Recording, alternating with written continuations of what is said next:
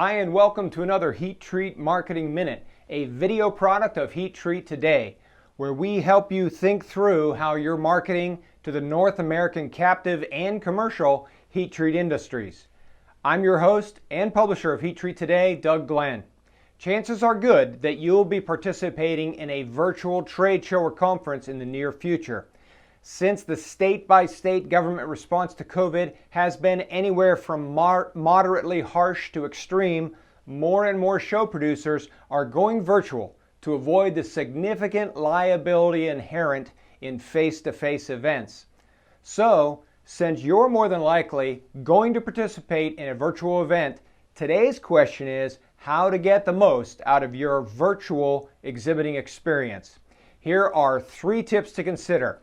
Number 1, think a little outside the box when it comes to what you put in your booth. Remember this very, very simple principle. No one cares who you are until they know what you can do for them.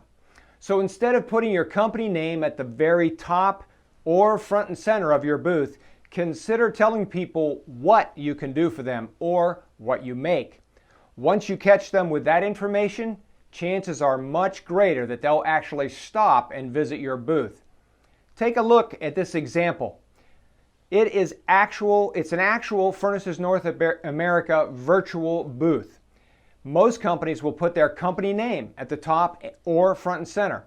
Consider shaking it up a bit. Why not put something really compelling in either of those 2 spots, either in place of your company name or logo or in addition to your company name and logo. Something that will quickly and clearly communicate either what you do or what benefit you can bring. Remember, no one cares who you are until they know what you can do for them. Second point, make it personal. Just because it's virtual doesn't mean it has to be cold and calculating. It can be warm and inviting. If the platform you're using allows for it, make sure that you're notified when someone enters your booth. And when they enter, take the initiative to greet them like you would in a regular face-to-face trade show. Train your booth personnel to greet people by name and offer to be helpful. Establish some predetermined pickup lines, if you will. Lines that won't scare the visitors away. Greetings like, "Hi Bob, I know you can't see us, but we're here, and if we can be helpful, just ask." Or, "Good morning, Rachel.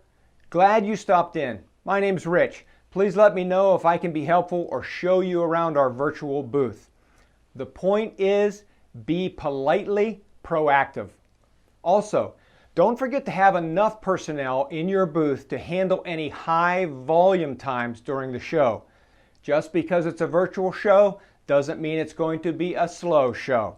It might be slow, but be prepared so that you can greet everyone. The last thing you want to do is have everybody in your booth busy with D-level visitors when an A-level visitor stops in. So point number 2, make it personal. And finally, point number 3, make sure you know in advance what your booth visitors need to do in order for you to capture their full contact information, including their email address. Each virtual trade show platform is different, and each show producer is different. Don't assume that simply because someone visits your booth that you'll capture their full contact information, including their email address. Check with the show organizers in advance, and then build your booth to give visitors an incentive to do what needs done in order to capture their full contact information. Let's jump back to our example from Furnaces North America. For F&A, full contact information from visitors to your booth is not automatically yours. In order for you to capture their complete contact information, the visitor needs to click on the Contact Us box. Then and only then will you capture their full contact information. Make sure your booth personnel know this, and then put some thought into what incentives you can give visitors to nudge them to click on that Contact Us button. Now, these are just a few of the many tips to maximize your virtual exhibiting experience. If you'd like to discuss these or other tips, please contact me. My contact information is up on the screen. Thanks for watching.